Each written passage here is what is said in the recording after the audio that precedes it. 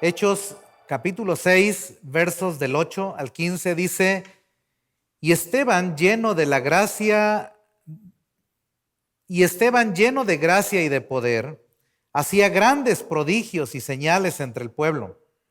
Entonces se levantaron unos de la sinagoga llamada de los libertos y de los de Cirene, de Alejandría, de Cilicia y de Asia, disputando con Esteban. Pero no podían resistir a la sabiduría y al espíritu con que hablaba. Entonces sobornaron a unos para que dijesen que le habían oído hablar palabras blasfemas contra Moisés y contra Dios. Y soliviantaron al pueblo, a los ancianos y a los escribas, y arremetiendo, le arrebataron y le trajeron al concilio. Y pusieron testigos falsos que decían: este hombre no cesa de hablar palabras blasfemas contra este lugar santo y contra la ley. Pues le hemos oído decir que ese Jesús de Nazaret destruirá este lugar y cambiará las costumbres que nos dio Moisés. Entonces todos los que estaban sentados en el concilio, al fijar los ojos en él, vieron su rostro como el rostro de un ángel. Y dice el 7, verso 1. El sumo sacerdote dijo entonces: ¿es esto así? Oremos. Padre, te damos muchas gracias, Señor, por tener tu palabra viva. Gracias, Señor, porque nos has dejado el testimonio de Esteban, de lo que tú eres capaz de hacer en la vida de una persona que se rinde a ti, Señor. Y oramos que nos bendigas mientras meditamos en este pasaje hermoso de tu palabra, Señor. Y te damos gracias, Señor, por la dirección que prometiste que tu Espíritu Santo haría en nuestras vidas mientras caminamos contigo, mientras meditamos en tu palabra, que nos llevaría tu Espíritu Santo a toda verdad y que no hablaría de su propia cuenta, que nos hablaría todo lo que oyere acerca de Cristo. Y en esta mañana, Señor, pedimos que nos bendigas, por favor. Que no nos dejes decir cosas que no son tu palabra. Te lo rogamos, Dios, y te damos gracias en Cristo Jesús. Amén. Bien, pues traemos por decirlo de alguna manera, traemos una racha interesante, ¿verdad? Ha habido problemas ya en el pueblo ahí por la presencia de estos nuevos discípulos del Señor Jesús. Están proclamando el mensaje del Señor Jesucristo. Están diciendo que Jesús es el Mesías, que Jesús murió en la cruz, que los judíos son los responsables, son los matadores, son los crucificadores, pero que Jesucristo resucitó al tercer día, que está vivo, que está sentado a la diestra de Dios y que Él es a quien Dios ha levantado como el Señor y el Cristo. Eso es lo que traemos hasta aquí. Pero la iglesia ya empieza a tomar una forma. El grupo de creyentes se ha vuelto tan grande y viven tan juntos, viven en comunidad, que se hizo necesario que personas empezaran a repartir los alimentos de cada día. Pero empezó a haber dificultades. Había cristianos convertidos no solamente de ahí de Jerusalén, y es que los judíos de Jerusalén eran como la crema innata, alguien dice, eran como la crema de la crema. De tal forma que los judíos de Jerusalén podían distinguirse de los judíos, del resto de los judíos que vivían en cualquier parte del imperio. ¿Sí me explico? O sea, los judíos de Jerusalén eran como los de... No quiero exaltarlos demasiado, ¿verdad? Pero ellos así se veían. Eran como la raza pura ahí. Y no solamente la raza pura, pero además la cultura pura y la religión más pura y el judaísmo más puro en todo su esplendor y en todos sus detalles. Así se veían ellos. Ahora, hundidos en la religión, hundidos en todos sus legalismos, sí, pero así era como ellos se miraban. Y se miraban inclusive, no solamente hacían la distinción entre ellos y los gentiles, pero hacían distinción entre ellos y los judíos que vivían en todo el imperio romano. ¿Me explico en esto, hermanos? Ok, bueno, pues en la iglesia ahora hay judíos de Jerusalén, pero también hay judíos convertidos que vienen de otras partes del imperio, que se les conoce como los griegos. Y no eran griegos gentiles, sino eran judíos que vivían o que habían crecido en el mundo griego. Y las viudas no estaban siendo atendidas de la manera correcta. O sea, este punto de cuidado y de atención y de protección que los judíos habían hecho énfasis por muchos siglos en el Antiguo Testamento de las viudas, de los huérfanos y de los extranjeros. Recuerdan que lo comentamos hace 15 días, si no estoy mal. Pues parece que este punto en particular de cuidar a las viudas no estaba siendo tan enfático, no estaba teniendo una atención debida. Y entonces los griegos se quejaron de que sus viudas no estaban siendo atendidas como estaban siendo atendidas las viudas de los judíos de Jerusalén. ¿Ya se entendió el problema? Bueno, esa es la primera parte de la solución, entenderlo. A veces no entiendes el problema, no sabes, no tiene ni pies ni cabeza el problema. Aquí sí tiene pies y cabeza. Bueno, pues los apóstoles llegaron a una conclusión. No es justo, dice el apóstol Pedro, o los apóstoles seguramente liderados por Pedro, no es justo que nosotros estemos sirviendo a las mesas cuando hay muchos otros que podrían hacerlo. Bueno, quizá no tantos, porque van a hacer una selección de 7 entre más o menos 20,000. O sea, entre 20,000 hermanos que están ahora en Jerusalén, van a escoger nada más a 7. No te sientas mal si eres de los 19,993 que no fueron escogidos. No te sientas mal. Seguramente tendrás una participación en el cuerpo.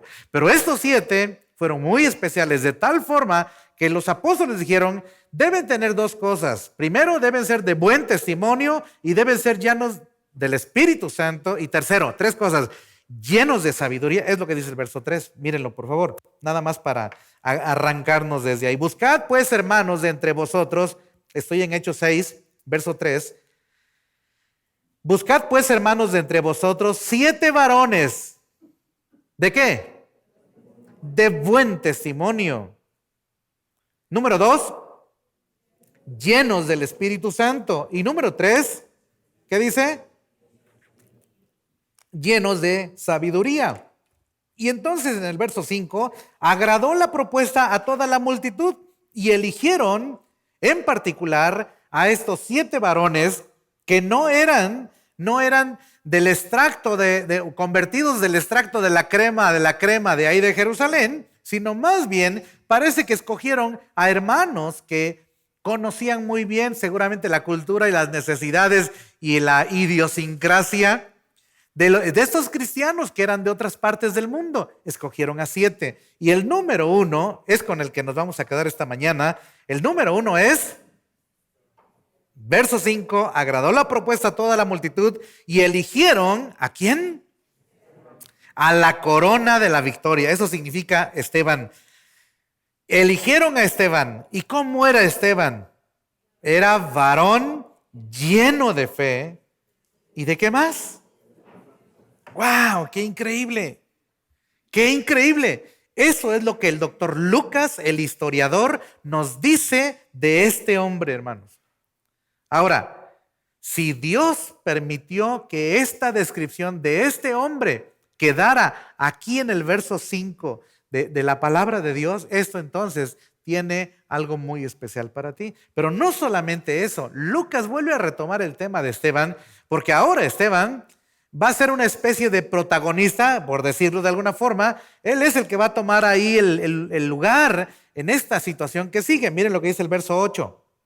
Y Esteban, lleno de la gracia, lleno de gracia. ¿Y de qué más? Y de poder. hacía grandes prodigios y señales entre el pueblo. Verso 10, en el 9 al final dice que estaban, bueno, en el 9 también vamos a leerlo. Entonces se levantaron unos de la sinagoga llamada, ¿cómo se llamaba esta sinagoga? La sinagoga de los libertos. Pero no solamente de ellos, también de los de Cirene, allá en Egipto, de Alejandría, también por supuesto esta región de Egipto, de Cilicia y de Asia. ¿Y qué hacían?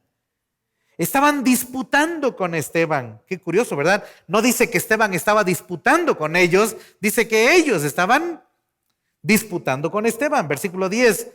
Pero no podían resistir. ¿A qué cosa? A la sabiduría y al espíritu con que hablaba. ¡Wow! ¡Qué increíble esto, hermanos! Y luego, en el verso 15, entonces todos los que estaban sentados en el concilio, al fijar los ojos en él, vieron su rostro. ¿Como qué? Como el rostro de un ángel de Dios. Oye, parece que Dios quiere decirnos algo a través de su siervo Esteban, ¿no es cierto? Capítulo 7, y no vamos a estudiar el 7 hoy, por supuesto, solamente vamos a, ¿cómo dicen? Cuando llegas así a un buffet, solamente vamos a ¿qué? Como a degustar, ¿verdad? Solo vamos a pellizcar tantito, a ver, míralo, dice en el capítulo 7, verso 55, 7:55, pero Esteban, ¿qué dice la escritura de Esteban? Lleno del Espíritu Santo, puestos los ojos en el cielo. ¿Qué cosa vio? Vio la gloria de Dios. ¿Y a quién más? Y a Jesús que estaba a la diestra de Dios y dijo, he aquí veo los cielos abiertos y al Hijo del Hombre que está a la diestra de Dios. Wow. Versículo 59 y 60. Y apedreaban a Esteban mientras él invocaba y decía, Señor Jesús, recibe mi espíritu. Y puesto de rodillas, clamó a gran voz, Señor, no les tomes en cuenta este pecado. Y dicho esto, durmió. Hermanos, esto es realmente impresionante. Es realmente impresionante. Qué gran hijo de Dios, Esteban. No había sido diácono antes, pero desde antes ya era un servidor. O sea, lo eligieron no para que empezara a servir. Lo eligieron porque ya estaba seguramente sirviendo. No era apóstol, pero estaba haciendo grandes señales y prodigios. No era un profeta, pero era un gran predicador. ¿Cuántos sermones predicó? 1. Fue único Esteban en su género, hermanos. A Esteban le tocó estar entre los apóstoles y la estructuración de la iglesia. O sea, no se habían instalado diáconos hasta ese momento. Y los apóstoles entienden que hay que dar el siguiente paso en la estructuración de la iglesia y hay que instalar diáconos. ¿Y saben quién está ahí en medio? Esteban. La iglesia estaba recién nacida y eso significa que Esteban era relativamente un creyente nuevo, pero con un conocimiento extenso de todo el Antiguo Testamento. Y ni siquiera vamos a ver el capítulo 7 hoy. No lo vamos a ver. Pero el capítulo 7 manifiesta que Esteban tenía un conocimiento de la Escritura, hermanos, como no tenemos idea nosotros. De verdad es impresionante. A pesar de ser un creyente relativamente joven, era un hombre lleno de fe, dice la Escritura, lleno del Espíritu Santo, lleno de la gracia de Dios, lleno de poder y que hacía grandes señales y prodigios. Pero además de esto, por si te falta, por si quieres alguna otra credencial de Esteban, fue diácono, fue predicador y fue el primer mártir de toda la iglesia cristiana hasta el día de hoy. Él fue el primero. ¿Ok? Esteban fue un hombre medido, con el flexómetro de Dios, hermanos. ¿Alguien sabe qué es un flexómetro? Es lo que comúnmente llamamos metro, ¿verdad? En realidad su nombre correcto es flexómetro. ¿Ok? Esteban estaba lleno de todo, hermanos, escuchen esto, estaba lleno de todo lo que un hijo de Dios debe estar lleno. Si eres un hijo de Dios en esta mañana, tú y yo necesitamos estar llenos de todo lo que Esteban estaba lleno. Y este es un reto. Lleno de fe, lleno del Espíritu Santo, lleno de la gracia de Dios, lleno de poder y lleno de sabiduría. Fue un personaje que le tocó vivir no solamente el periodo de transición del judaísmo y de la religión a este nuevo pueblo, pero además le tocó estar como una especie de bisagra en medio de grandes sucesos, hermanos. Esteban fue escogido, seguramente Pedro estaba como líder ahí. ¿Se acuerdan que Pedro siempre hablaba? Lo más seguro es que Pedro era el líder del grupo apostólico y que si había que dar un anuncio, lo daba Pedro. Ah, caray. Siento que me jalaron los pelos ahorita. Yo doy varios anuncios. Ok. Si había que hablar, era Pedro. Y cuando el Señor tomó a Pedro, Pedro se convirtió en un hombre, en un gran instrumento en las manos del Señor, en las manos del Espíritu Santo de Dios. Entonces, está Pedro, ¿sí? Como dije, fue un personaje que le tocó vivir no solamente un periodo de transición, pero él mismo fue parte de la transición. Esteban estuvo en medio, como dije, de Pedro y de otro. Y lo vamos a ver. Estuvo en medio de dos grandes personajes. Miren, el testimonio de Pedro a los judíos estaba a punto de empezar su descenso. Es decir, el testimonio de Pedro, el liderazgo grande de Pedro en Jerusalén, tuvo un periodo. ¿Y saben quién siguió después de Pedro en el capítulo 13 hasta el final del libro de los Hechos? Pablo. Ahora, en este momento, todavía no se llama Pablo, se llama Saulo de Tarso. ¿Quieren ver quién está ahí en la muerte de Esteban? Vamos a verlo. Vamos a verlo. Dice el versículo 60, del 7:60, y puesto de rodillas clamó a gran voz: Señor, no les tomes en cuenta este pecado. Y habiendo dicho esto, durmió, o sea, se murió. Versículo 8, capítulo 8, verso 1. ¿Y quién? Saulo consentía, ¿qué dice? En su muerte. En aquel día hubo gran persecución contra la iglesia que estaba en Jerusalén y todos fueron esparcidos por las tierras de Judea y de Samaria, salvo los apóstoles. Verso 2, y hombres piadosos llevaron a enterrar a Esteban e hicieron gran llanto sobre él. Y Saulo, ¿qué hacía? Asolaba a la iglesia y entrando casa por casa, arrastraba a hombres y a mujeres y los entregaba en la cárcel. Qué increíble. El ministerio de Pedro en un tiempecito más iba a terminar, por lo menos de manera impresionante, de manera dominante, si es que se puede decir algo así. Y ahora va a empezar el otro ministerio. ¿Y saben quién es la bisagra entre estos dos? Esteban. Esteban, el testimonio entonces de Pedro a los judíos estaba ya en su recta y el testimonio de Pablo a los gentiles estaba a punto de empezar su despegue y a Esteban le tocó estar en medio de ellos dos. Esteban fue escogido por Pedro y los demás apóstoles y fue martirizado por Saulo y los demás perseguidores. O sea, fue escogido por Pedro y martirizado por Pablo.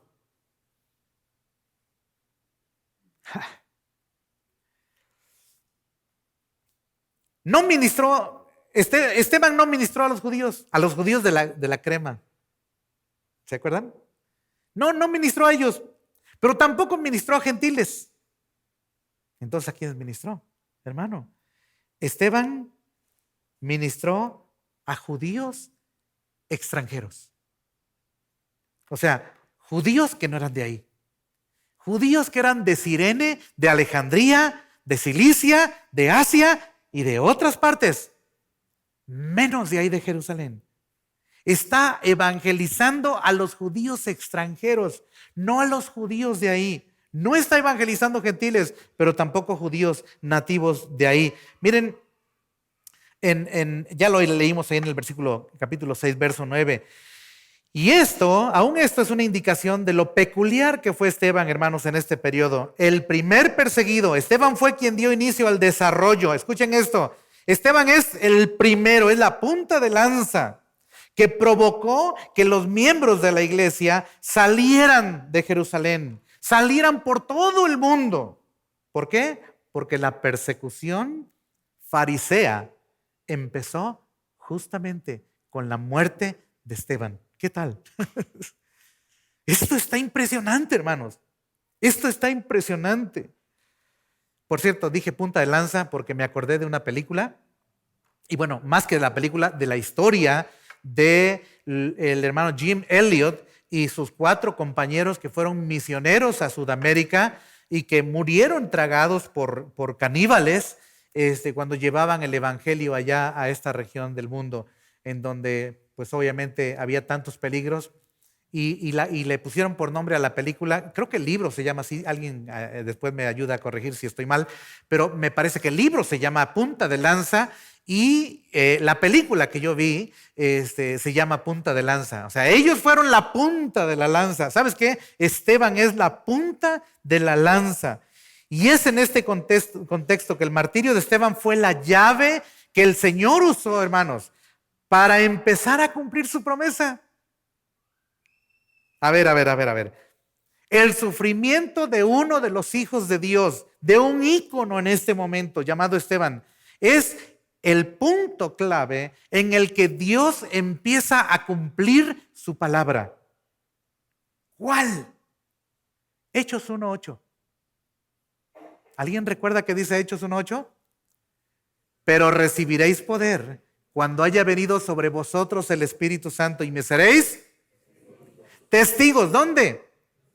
Jerusalén, todo Judea, Samaria. Vean lo que dice Hechos capítulo 8, por favor, versículo 4. 8:4. ¿Qué dice?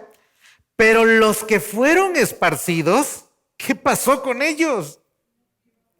Iban por todas partes. ¿Qué iban haciendo? Anunciando el evangelio. Qué glorioso, hermanos. El evangelio acaba de salir de Jerusalén. ¿Cómo salió? Hubo persecución. ¿Quién fue el primero que murió? Esteban, el primer predicador. Fue el primero que confrontó al judaísmo, a las sinagogas, al templo, a las sectas judaicas y al endurecimiento del corazón de los judíos. Y al mismo tiempo fue el primero en mirar hacia afuera de Jerusalén para predicar el evangelio a estos judíos extranjeros. O sea, en esencia, lo que Esteban está haciendo es mirar a estos judíos que no son de Jerusalén, que no son la crema de la crema, estos judíos que son influenciados por el mundo de los griegos, el mundo de los egipcios, el mundo de los de Asia, el mundo por donde quiera. Y Esteban está predicándole el evangelio a ellos. Wow. Esteban fue quien dio el primer paso desde el judaísmo en dirección hacia los gentiles. Y el día de su muerte parece... ¿Se acuerdan ustedes de Elías el profeta? ¿Se acuerdan de Elías el profeta? ¿Se acuerdan que cuando se fue llevado en carros de fuego, algo se cayó del cuerpo de Elías? Su manto. ¿Quién recogió ese manto? Eliseo. Pues quiero imaginarme como si Esteban al morir está dejando su manto. ¿Y sabes quién lo va a tomar? Lo va a tomar Saulo de Tarso. Obviamente, no por iniciativa propia. Lo va a tomar, lo va a tener que tomar.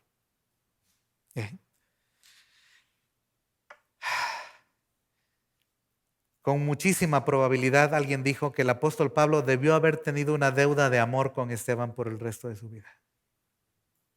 Esteban es el ejemplo gráfico de que no es una vida entera precisamente la que genera impacto sobre otros, sino más bien una vida entregada de manera absoluta a aquel que entregó todo por ti. Cuando entiendes esta ecuación, empiezas a entender el nivel de entrega que necesitas tener por Cristo Jesús. Y si no tienes una entrega por Cristo, es que no has entendido cuánto se entregó Cristo por ti.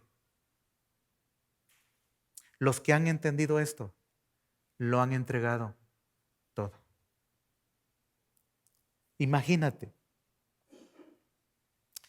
el ministerio más corto, un sermón, con la aceptación menos esperada y los peores resultados humanamente hablando.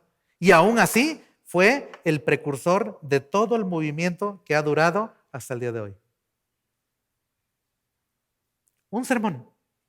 ¿Cuántos se convirtieron? Ni uno ese día.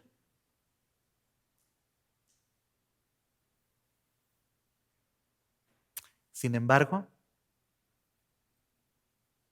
cuando estaba siendo apedreado, dijo: puedo ver la gloria de Dios y puedo ver al Hijo del Hombre sentado a la diestra de Dios. Con razón su rostro brillaba como el rostro de un ángel. En fin, fue un hombre que no se detuvo ante los argumentos, no se detuvo ante las calumnias, no se detuvo ante la misma muerte. Esteban vivió para el Señor y murió para el Señor. Esteban estuvo dispuesto a pagar el precio más alto por seguir a su Señor y Salvador. En fin, ¿y tú? ¿Qué tan dispuesto estás? ¿Cuánto estás dispuesto a pagar por seguir al Señor Jesús? Eso me preguntaba esta mañana. ¿Cuánto estoy dispuesto yo? ¿Qué tan alto es el precio que yo estaría dispuesto a pagar por seguir a Cristo? ¿Por qué fue Esteban quien fue? ¿Por qué fue esta clase de hombre? ¿Sabes por qué? Pues justamente, dijera el hermano Mark Webb, qué bueno que preguntas. Porque Dios nos va a decir por qué fue esta clase de hombre, esta clase de hijo de Dios. Vamos a echarle un vistazo a lo que Dios dice de Esteban. ¿Qué les parece? Vamos a Hechos capítulo 6, versículo 5. ¿Qué dice de Esteban? Agradó la propuesta a toda la multitud y eligieron a Esteban. ¿Y cómo era Esteban? Varón lleno de fe. Lleno de fe. Oigan, ¿nuestra fe en qué está puesta? ¿Cómo sabes que Dios es real? ¿Cómo sabes que Dios es fiel? Alguien dice, es que la fe es ciega, hermano. No es cierto. No es cierto. La fe ciega es cuando no sabe en quién cree. ¿Sabes qué dijo el apóstol Pablo cuando le escribe a Timoteo? Yo sí sé a quién he creído. Y estoy seguro que es poderoso para guardar mi depósito para aquel día. Yo sí sé en quién he creído. Mi fe no es ciega. Mi fe tiene unos ojos enormes en aquel de quien hablan todas las escrituras. ¿Y sabes qué va a hacer Esteban en el capítulo 7? Va a darles un repaso de la teología bíblica a estos judíos que pareciera que no sabían nada. Vamos a verlo, vamos a ver tantito. Miren lo que dice ahí en el capítulo 7, por favor. Verso 2. Y él dijo: varones hermanos y padres, oíd, el Dios de la gloria apareció ¿a quién? A ver, un examencito rápido a ustedes. ¿Alguien sabe dónde aparece la historia de Abraham? ¿A partir de qué capítulo de la Biblia? Génesis capítulo 12. Bueno, quienes dijeron. Sí, Génesis 12, sí. Me ganó la hermana, pero yo ya lo tenía. El Dios de la gloria apareció a nuestro padre Abraham estando allá en Mesopotamia, antes que morase en Harán, y le dijo: sal de tu tierra y de tu parentela y ven a la tierra que yo te mostraré. Entonces salió de la tierra de los caldeos y una y otra vez les va a citar la escritura. Oye, ¿de qué está lleno Esteban? No solamente está lleno de la escritura, pero su corazón está lleno de confianza en ese Dios que se ha revelado en la escritura. Ay, hermano, es que yo no sé si Dios me escucha. ¿Sabes qué? Estás más vacío. Necesitas llenarte. Oigan, cuando yo pienso en Job, por ejemplo, pienso en las formas tan limitadas en que él tenía de saber de Dios y cómo Dios había traído una convicción tan fuerte a su corazón. De tal forma que cuando se le acaba todo lo material, cuando se le mueren sus 10 hijos, ¿saben qué dijo? Jehová dio, Jehová quitó. Bendito sea el nombre de Dios. ¿Podrías decir eso tú? Job estaba lleno de fe también. Fe en lo que Dios le había revelado seguramente a Job. Y cuando le viene una sarna maligna, y no me refiero a su esposa, sino literalmente una sarna maligna en su cuerpo, no haya manera de cómo rascarse. Hace un ratito veníamos ahí pasando la caseta y yo dije que no vaya a haber tráfico otra vez en la caseta. Y me entró una comezón acá en la espalda y no aguantaba. Le dije a Lulis, por favor, ráscame porque no aguanta. Comezón. ¿Sabes qué? Esta era una sarna maligna. Agarraba pedazos de tiesto y se rascaba. Casi puedo ver cómo se levantaba las costras, porque abajo había comezón y ardor y dolor, y sangrando y supurando, pus saliendo de sus heridas. ¿Y sabes qué le dice la otra sarna? Es así. ¿Todavía confías en tu Dios? ¿Sí? Y lo seguiré haciendo. Oye, maldice a Dios y muérete. Hay comentaristas que están diciendo, ¿por qué la esposa de Job dice eso? Y Mark Webb lo expresa, me encanta cómo dice el hermano Mark Webb. Dice, ¿sabes qué? Porque todos los que estaban alrededor de Job se estaban muriendo. Todos los que tenían algo que ver con Job se estaban muriendo. Y en la lista, ¿sabes quién seguía? Ella. Y la mujer dice, en lugar de que yo me muera, mejor muérete tú. Y Job le dice, has hablado como una mujer que tiene el cerebro o el cráneo vacío. Fatua, vacía. No tienes nada de fe en el Dios que está en control de todas mis circunstancias. Wow. Pero tiene unos amigazos que son de esos amigos. Qué amigos. Qué amigos. De pronto parecen más diablillos que amigos. Y empiezan a atacar a Job. ¿Y saben qué termina diciendo Job? He decidido confiar en Dios. Quizá Él me mate. Pero aunque Él me mate, de todas maneras, voy a seguir confiando en Él. ¿Ya viste la clase de llenura que se necesita?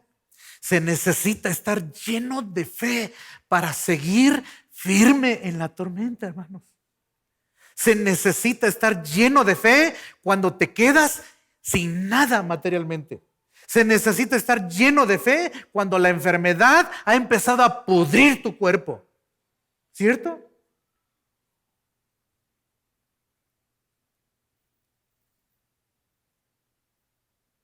Se necesita estar lleno de fe para creerle a Dios.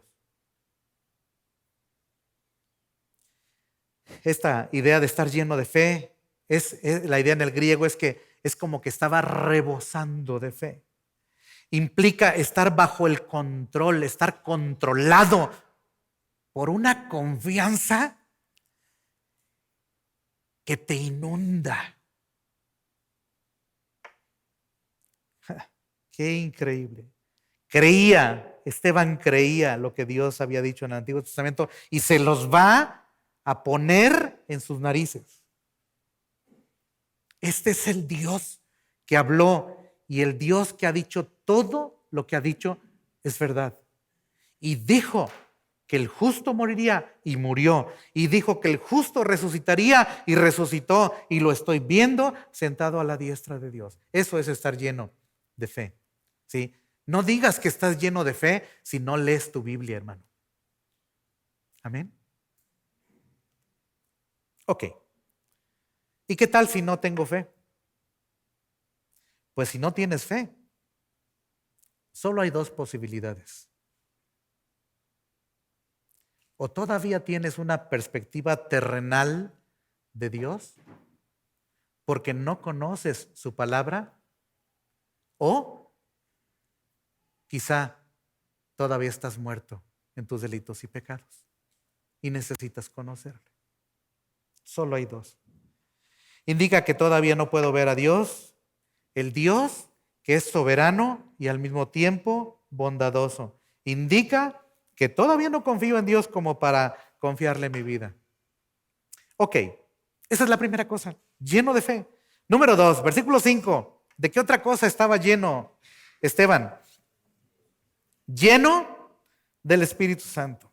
Lleno del Espíritu Santo. Y quiero decir solamente un par de cosas aquí. Es un tema que seguramente vamos a retomar en otros pasajes del libro de los Hechos. Pero la llenura del Espíritu Santo es, dice alguien, que es como un fenómeno intermitente. O sea, eres lleno y necesitas estar siendo lleno continuamente. ¿Sí me explico? El apóstol Pablo dice en Efesios 5:18, ya no os embriaguéis con vino en lo cual hay disolución, antes bien, sed llenos. Oigan, si estar lleno de fe es estar bajo el control, mi confianza está bajo el control de la Escritura, estar lleno del Espíritu, ¿qué significará entonces?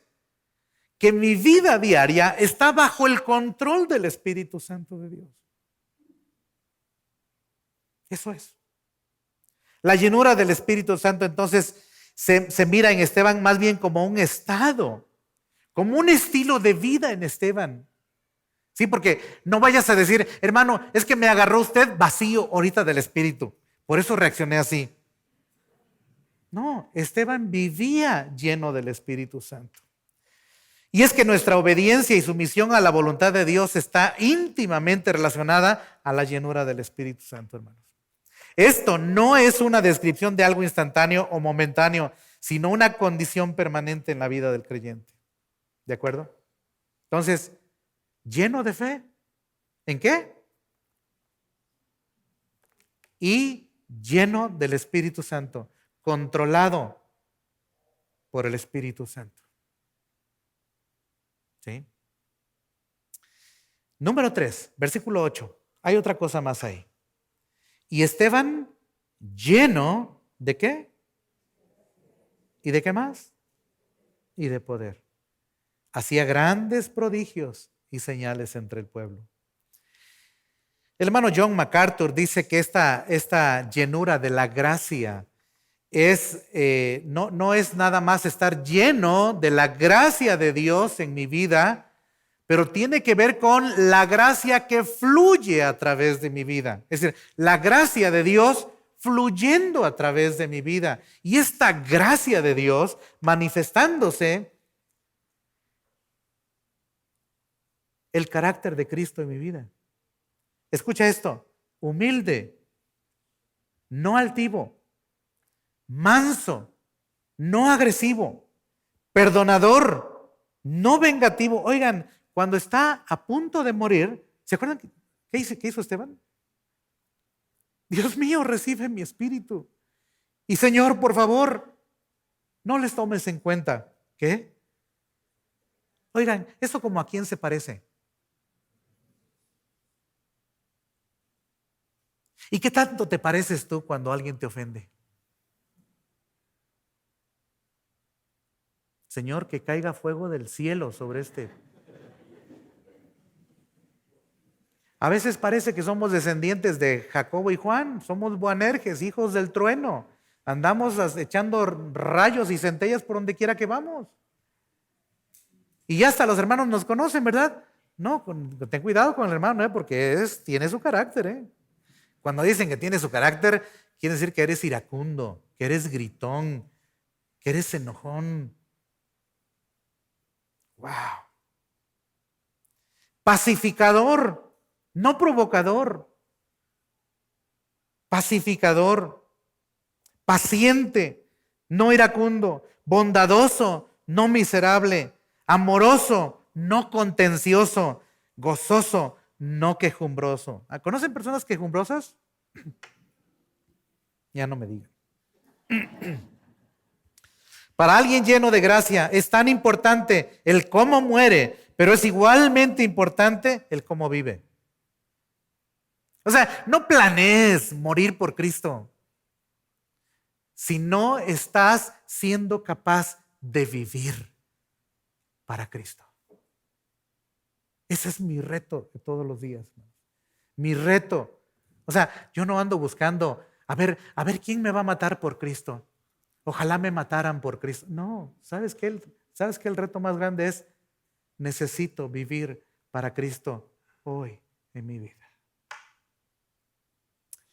Las personas llenas de gracia de Dios mueren como Cristo, pero antes de morir como Cristo, viven como Cristo. Filipenses 1:20, por favor. Vamos a ver qué dice Filipenses 1:20. Filipenses 1:20.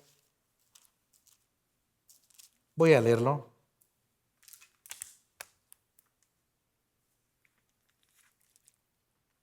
Dice el apóstol Pablo, 1:20 y 21.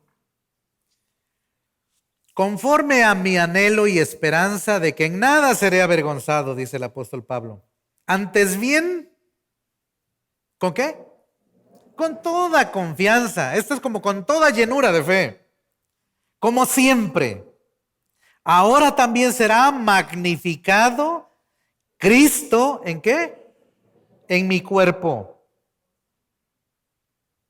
¿Cómo, Pablo? ¿Con tu muerte? Dice, no sé. ¿O por vida? ¿O por muerte? ¿Por qué, Pablo? Dice el 21. Porque para mí, el vivir es Cristo. Y el morir. ¿Ya viste estos dos aspectos de la vida cristiana? Por cierto, el poder de Esteban es la capacidad que Dios da de vivir bajo el señorío de Cristo. ¿Tú crees que se necesita más poder para hacer milagros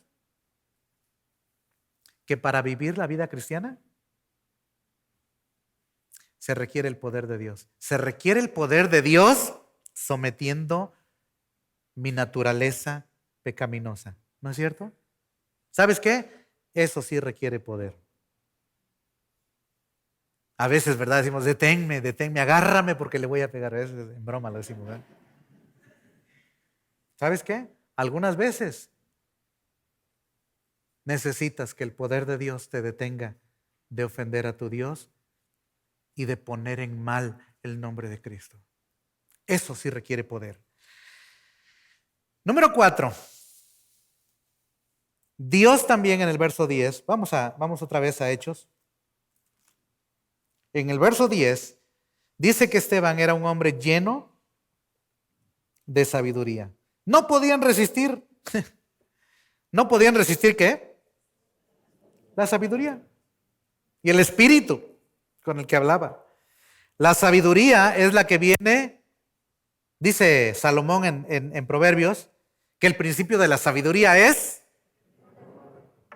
Entonces, la verdadera sabiduría es aquella que viene por tener un temor reverente a Dios. ¿Sí? La sabiduría es la que te lleva a ver la vida como Dios la ve. Y la sabiduría es la iluminación que te da el Espíritu de Dios para recordar su palabra y aplicarla cuando necesitas aplicarla. Miren, lo que Esteban dijo ese día definitivamente era la sabiduría del Espíritu Santo de Dios. ¿Se acuerdan que dice el Señor en Marcos 13:11? Vamos a ver Marcos 13:11. Marcos capítulo 13, versículo 11. El Señor dando instrucciones a los suyos y diciéndoles, no se preocupen cuando tengan que responder. Marcos 13:11 dice el Señor, pero cuando os trajeren para entregaros. ¿Sí estoy en Marcos 13:11? Pero cuando os trajeren para entregaros, no os preocupéis por lo que habéis de decir, ni lo penséis, sino lo que os fuere dado en aquella hora, eso hablad. ¿Por qué? Porque no sois vosotros los que habláis, sino ¿quién?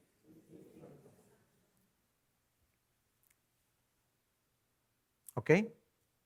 Si estás lleno de la palabra de Dios, ¿sabes qué va a tomar el Espíritu Santo de Dios cuando tengas que hablar? La palabra de Dios.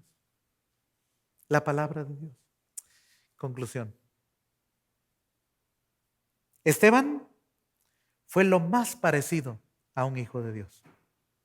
Y no digo que no fue hijo de Dios, sino que él es lo que nosotros, es uno de esos ejemplos de nuestros hermanos que Dios quiso dejarnos.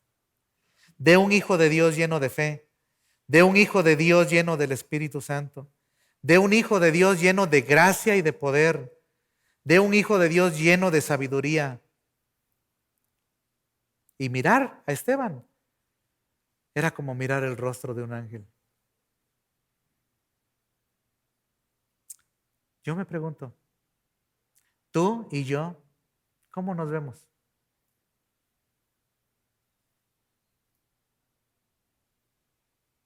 Podrías decir, hermano, ¿ya me vio? ¿Que me veo como si fuera yo un ángel?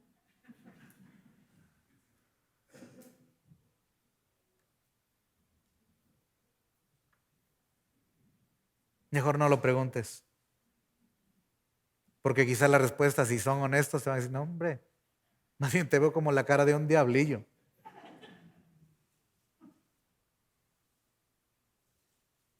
Pero ¿sabes qué? Ni siquiera, lo más importante ni siquiera es cómo te miras tú.